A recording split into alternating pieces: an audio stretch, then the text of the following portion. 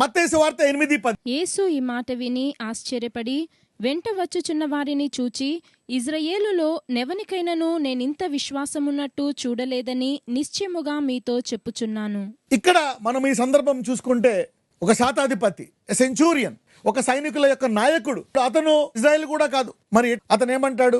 అయ్యా, నా సేవకుడికి బాలేదు, నువ్వు కరుణించన్నప్పుడు నేను వచ్చి స్వస్థపరుస్తానంటాడు యేసయ్య. అప్పుడు ఆయన అంటాడు, అయ్యా, నువ్వు మా ఇంటికి రావడానికి అర్హుడను కాను, మాట మాత్రము సెలవేమో అంటాడు. సో మరి యేసుప్రభువు వారు దాన్ని చూసి ఆశ్చర్యపోతాడు. ఈ వ్యక్తి ఏమంటాడు? మాట మాత్రము సెలవేమో.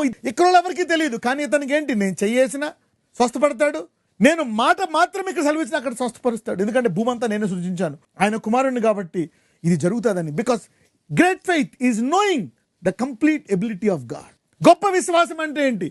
దేవుని యొక్క సంపూర్ణ శక్తిని నమ్మడమే గొప్ప విశ్వాసం.